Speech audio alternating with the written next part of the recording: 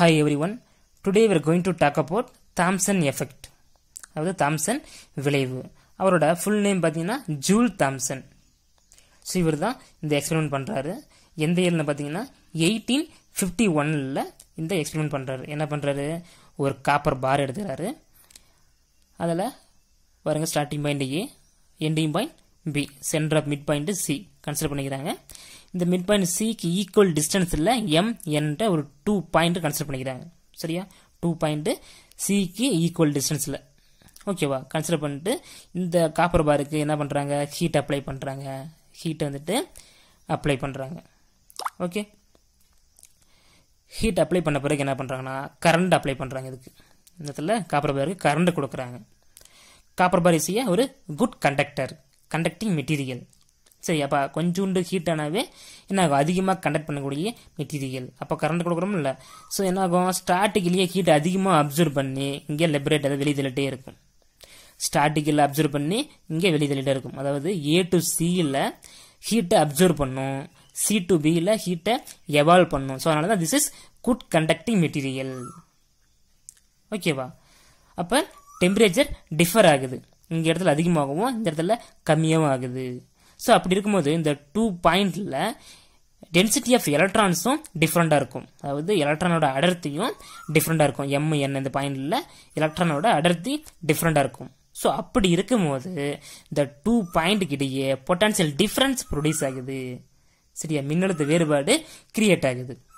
ஓகேவா, பாருங்க, if 2 points in a conductor, இந்த கண்டக்டரில் 2 points are at different temperature, temperature ஆகுது டிஃப்ரெண்ட் ஆகுது, இங்கே அதிகமாகவும் இங்கே கம்மியாகும். அப்படி இருக்கும்போது the density of the electrons at these points will differ ஆகுது.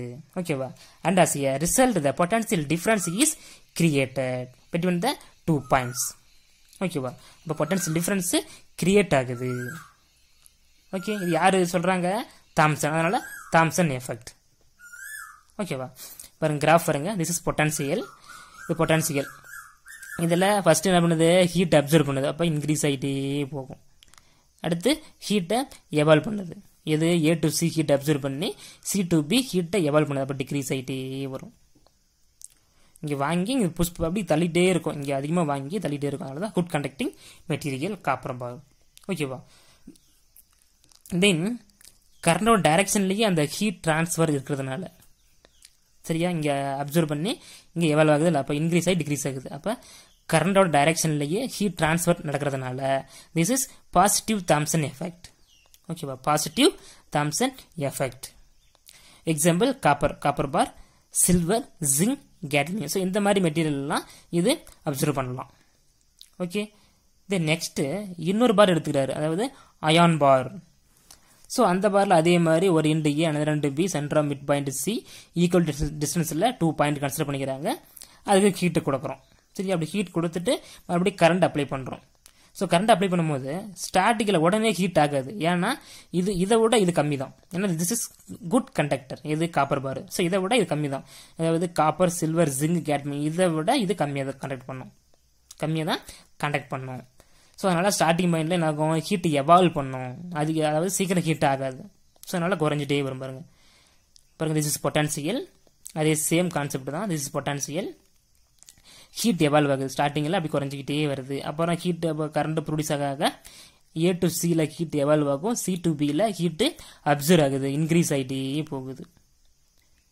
ஓகே, தென் இந்த கரண்டோட டைரக்ஷனில் என்ன ஆகுது, இந்த ஹீட் டிரான்ஸ்ஃபர் நடக்குது, பட் ஆப்போசிட்டாக நடக்குது. இங்கே பாருங்க, இது இன்க்ரீஸ் ஆகி டிக்ரீஸ் ஆகுது, இது டிக்ரீஸ் ஆகி இன்க்ரீஸ் ஆகுது. அப்போ இது ஆப்போசிட்டாக இருக்குது. அதனால கரண்டோட டைரக்ஷனுக்கு ஆப்போசிட் இருக்கிறதுனால இது நெகட்டிவ் தாம்சன் எஃபெக்ட். ஓகேவா, இது பாசிட்டிவ் தாம்சன் எஃபெக்ட். ஏன்னா கரண்டோட டைரக்ஷனுக்கு அந்த டைரக்ஷன்லேயே ஹீட் டிரான்ஸ்ஃபர் நடக்குது. இங்கே கரண்டோட டைரக்ஷனுக்கு ஆப்போசிட்டாக ஹீட் டிரான்ஸ்ஃபர் ஆகுது. இங்கே டிக்ரீஸ் ஆகிட்டு அப்புறம் இன்க்ரீஸ் ஆகுது. ஸோ அதனால நெகட்டிவ் தாம்சன் எஃபெக்ட். எக்ஸாம்பிள் பார்த்தீங்கன்னா iron bar, this is iron, platinum, nickel, cobalt, mercury. So இந்த மாதிரி மெட்டீரியல்லாம் இதை அப்சர்வ் பண்ணலாம். இதை நெகட்டிவ் தாம்சன் எஃபெக்டை அப்சர்வ் பண்ணலாம். ஓகே, தென் லெட் பார்த்தீங்கன்னா நோ தாம்சன் எஃபெக்ட். அதாவது தாம்சன் எஃபெக்டில் லெட்டெல்லாம் அப்சர்வ் பண்ண முடியாது. அதாவது வெல்டிங் வைப்பாங்கல்ல, சரி சால்ட்ரிங் வைப்பாங்கல்ல, அந்த சால்ட்ரிங் இதெல்லாம் இந்த லெட் யூஸ் பண்ணுவாங்க. அதுவும் சில்வர் மாதிரி தான் இருக்கும்.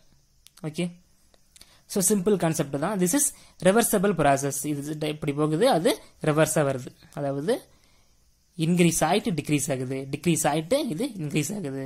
இப்போ இன்க்ரீஸ் ஆகி டிக்ரீஸ் ஆகுறதுனால திஸ் இஸ் காப்பர் பார் தான் ஆகும். இது அயன் பாரில் டிக்ரீஸ் ஆகிட்டு இன்க்ரீஸ் ஆகுது. ஓகேவா? This is reversible process. அப்போ 3 எஃபெக்ட்டுமே, அதாவது 3 எஃபெக்ட்டுமே என்னென்னது? Seebeck effect, Peltier effect, Thomson effect. அந்த 3 எஃபெக்ட்லையுமே this is reversible process. Okay, so இந்த கொஸ்டினோட இந்த யூனிட் கம்ப்ளீட் ஆகுது. இது யூனிட் 2 கம்ப்ளீட் ஆகுது. ஸோ அடுத்து நாம யூனிட் 3 பார்க்க போகிறோம். ஓகேவா? ஸோ பொறுமையாக பாருங்கள், ஈஸியாக புரியும். Okay, thank you.